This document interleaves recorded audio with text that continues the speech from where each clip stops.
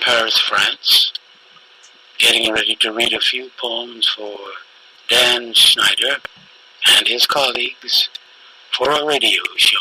For a farmer, something slow moves through him, watched by hills.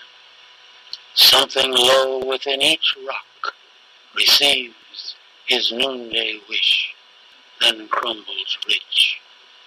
So fills each furrow that the prairie year upheaves. His arm has lain with boulders. His copper hand has mused on roots, uncaring of barbed wire. His fist has closed on thistle and dug the land for corn October snows have whelmed entire. Something flows with him in stubborn streams, and in the parted foliage something lives in upright green, stirred by the rhythmic gleams of his hoe and spade. From worn-out arms he gives, the earth receives, turns all his pain to soil, where he believes and testifies through toil. Sonnet for a writer. Far rather would I search my chaff for grain, and cease at last with hunger in my soul, and suck the polished wheat another brain refurbished till it shone by art's control, to stray across my own mind's half-hewn stone and chisel in the dark, in hopes to cast a fragment of our common self, my own, excels the mimicry of sages past. Go forth, my soul, in painful, lonely flight, even if no higher than the earth-bound tree, and feel suffusion with more glorious light, nor envy eagles their proud brilliancy. Far better to create one living line than learn 100 sunk in fame's recline. To kill a morning spider, like a thick black pencil mark, whipped suddenly across the pine wood floor, his blot at the bed corner leaped to my tightening shoe, swelled into an 8-legged coil, oozing fur, it seemed, angering to be recognized as spider. He quivered once, in a paroxysm seized his stomach, gripped something there. A tiny thing hopped from him, whirling, just as my foot, clutching at itself, smashed his 8 legs. The wheeling little thing, in pausing, killed itself. My shoe, an engine on its own, crushed what was there. Such is surprise, is destiny.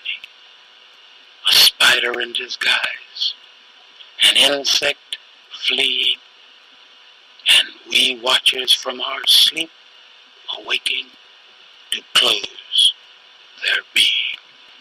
For the 4th grade Prospect School, how I became a poet. My kite broke loose, took all my string and backed into the sun. I followed far as I could go and high as I could run. My special top went spinning down the gutter, down the drain. I heard it gurgling sideways, saw it grinning in the rain. My string wrapped around it while I reached for it in vain. My dog got thin and went away. He took his leash, the wrapping string that we pretended was a rope, and went as far as he could hope to find the sick bed where I lay.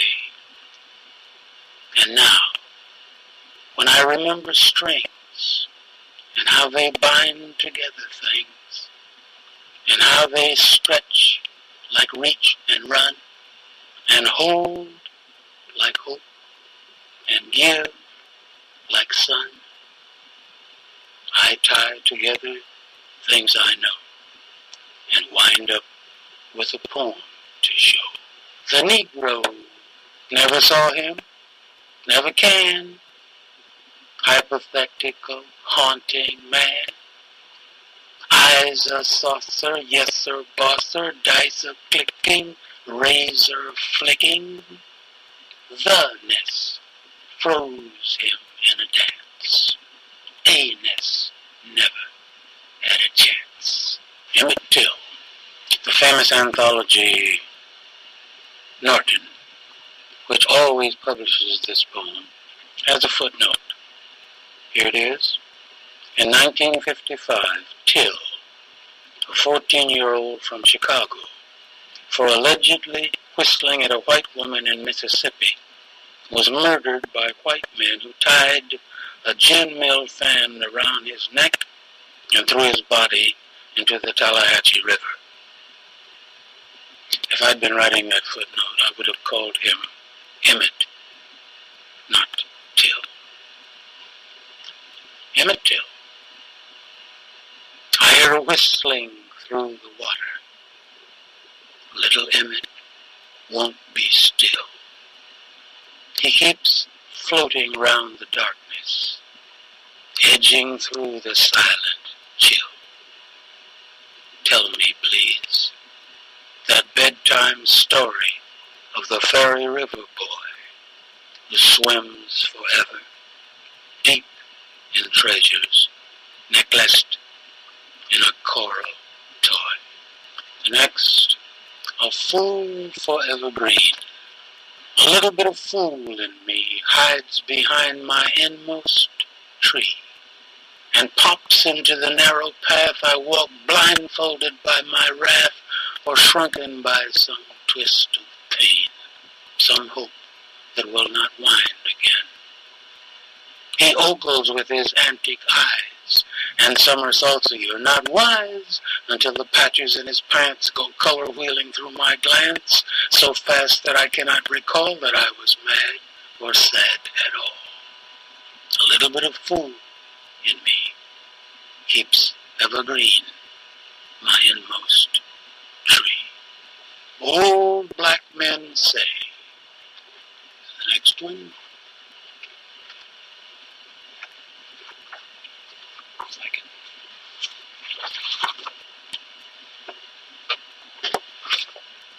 Having a little trouble here. The trouble always ends. Old black men say. They say, son, always start with son. Watch out, 'cause them folks is mean when you rile 'em. As if I can't be mean. Granddaddy walked like old black men. Bent over where they hit him, riding, drinking, cussing, laughing, threw their bottle on his street. The sheriff didn't do a thing. Yeah, they say, listen, I know. Daddy didn't listen, didn't know. Mama never told how he died. And they squint and chew on how I feel, hearing that old jive about what they know. They know they took that crap. They died. They did right now, except for me not listening. Boy, you ain't listening. But something in their voice say, go ahead. Say if you're strong enough, go be a fool.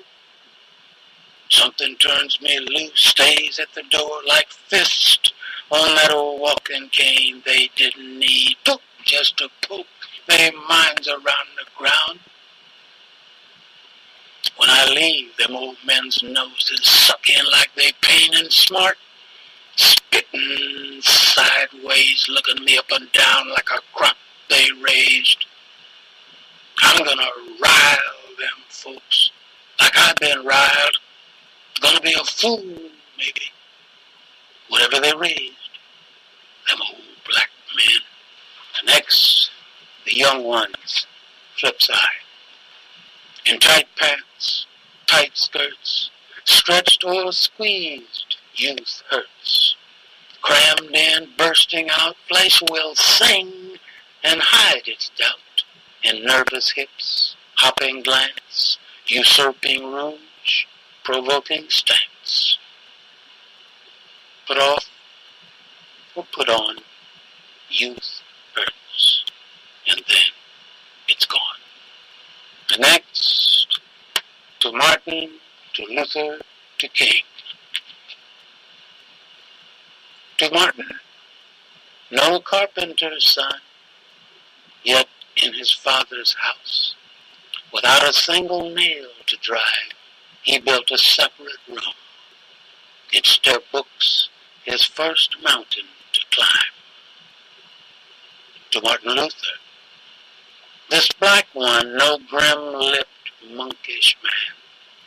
Yet the church door in old Wittenberg with 95 stitches in its face lurched with features not more changed than stricken Alabamas when Martin and his aching marchers drove their singing nail through jailhouse, courthouse steel to pierce the arrogant law. To this natural king, no silks and purple on his back, just royal burlap, denim, cotton. To this new John Henry, building a tabernacle for the world, drilling love up the mountain, driving the steel, the message through, dying with the hammer in his hands. When I'm on stage, I always have to take a drink of water before reading this next poem, because it's difficult for me to read. The title, The Middle Passage Blues. It includes this footnote about the Middle Passage. The 6 to 10 week voyage across the Atlantic made by slave ships, bearing African captives branded and chained to decks under infamously cruel conditions. Middle Passage. The word means blues to me. Look at it front or backside, it still means blues to me. If I'd have been a sailor on the 7 seas, I'd have sailed the 7 ends and let the middles be. But if I'd have been a sailor, I'd have still been black. That's why the blues keep sailing back. The blues keep sailing back. I can hypnotize myself remembering Grandma's chair. She had slave girl memories and she rocked and hummed them there. Her daddy's neck and legs in chains, his own vomit in his hair. Stories Grandma told me, she rocked and hummed them there. Great-grandpa's neck and legs stretched out with vomit in his hair. And suddenly I'm running through the town, faces spinning around me while I'm running through the town, running with my feelings, trying to run my feelings down. Grandma, knock my feelings while I'm trying to run them down, till suddenly I see her chair, I feel she got my hand, and she's saying, when you grow up, you'll be a Middle Passage man. Middle Passage memories, they ain't a dungeon in my head. Ain't no jailer, ain't no keys, ain't no judgment read, but I hear clanking, I hear breathing, all them dungeon folks ain't dead. Great-grandpa's clanking while he's breathing. Chains, the only word he said. He's breathing and I'm listening and Grandma's got my hand. Oh, if I'd have been a sailor, I'd have sailed on past this land. I got the Middle Passage blues, and I can hardly stand. But great-grandpa's still there breathing and Grandma's got my hand. I ain't running, I'm just standing. But I had to have a plan. Something to keep me on my feet, 'cause I'm in a dungeon land. I got the Middle Passage blues, but my folks gave me a plan. Grandma said it. When you grow up, you'll be a Middle Passage man. I'm a stand-up sailor. I'm a Middle Passage man. I know you don't need the other poems that I'm going to read. I'm going to read them just for fun. If you can't do something just for fun, you already have one foot in the happy hunting grounds. I created jazz and blues and haiku as a new literary genre in 1992. And ever since then, I've been writing them. So these, like, what you don't need, come from my book, Jazz from the Haiku King, almost all of them. First, Louis Armstrong and Duke Ellington. Now these are haiku. 3-line poem, 5 syllables in the first line, 7 in the second, 5 in the third. 17 syllables is all the time you have. Louis Armstrong and Duke Ellington. Satchmo's warm burlap, Duke's cool cashmere, fine fabrics make you love. Come here. The next is Ella Fitzgerald, and it's about her scatting technique. Ella Fitzgerald. Pinball lady scats, tisket raps, tasket bumps back, wins yellow basket. The next is Charlie Bird Parker. Once ugly duckling, rich plumage grew, poised, bird flew, flocks followed, me too.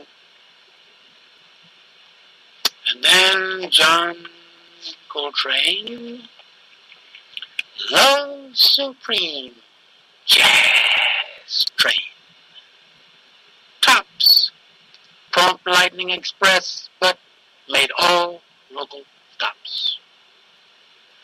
Next is Mahalia Jackson. Now, Mahalia Jackson is not a jazz person. She wouldn't like you to say that. Mahalia Jackson. I sang the Lord's songs. Poems once tough to stay alive. Alarm clock on 5. Cinnamon cheeks, Lord. Cornbread smile. Songs feed your ribs when you're hungry, child. Washboard certainties, soldierly grace, text and style in her brimming face. Your hand on your heart, her voice in your ear. Pilgrim, rest easy, sit here. I might have said that most of these jazz haiku consist of only one haiku, but from Mahalia Jackson I needed 4 haiku to try to catch the lady. Now what's next? Jelly Roll Morton. 88 diamonds, stick pin smile, real skin tight jazz. That's Jelly Roll style. The next, Errol Garner. Splash elegant notes, slantwise leap one another. Tic-tac-toe, brother. The next, some of you old enough may remember Satchel Paige. Satchel Paige. And there was a time when black pitchers or black baseball players like Satchel Paige could not play in the big leagues because of American racism. Titled, When Satchel Paige Broke into the Big Leagues. Jazz pitching. Strike. Strike. This ain't no ball It's a, it's a, it's a strike. Next one, in USA, people say that black people know 13 kinds of greens. Maybe. So the title is Greens. And this is the kind of haiku that I call the guises of jazz, because it is not about jazz itself, but about things that somehow suggest jazz. Greens.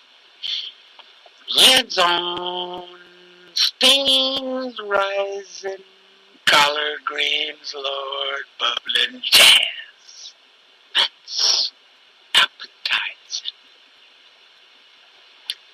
The next is about, somehow, about the Army and about black music, black people. You know, the black soldiers brought new rhythms onto the American drilling grounds. Title, Sergeant Jazz drills his platoon. Left, right, knew you could. Left, right, left, get out of step. But keep looking good.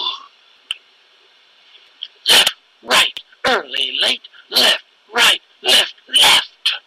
Hop it straight, great. Now, syncopate. Now, the last two will be one that I just have to quote it from memory, and the other is something that I just finished a week ago. So 2 more poems will end this session. The first, a jazz haiku in the guises of jazz series that could be called Watched Pot. Here it is from memory. Watched pot never boils. Jazz pot boils. Something's cooking. Well, you ain't looking. And the last, about a piano player. I just finished it a week ago, January the 7th. Art Tatum, who could play that piano so fast you could not believe it. So I have 2 haiku. I find them. 2 haiku on him. Now where? I have to cut it off till I find them. I found them. 2 haiku on Art Tatum. His fingers jaywalked, leaped shortcuts, raced with his thought, did just what they ought, blitzed doubts, disbeliefs bluffed by fortissimos, then fell like dominoes. That's it. Over and out.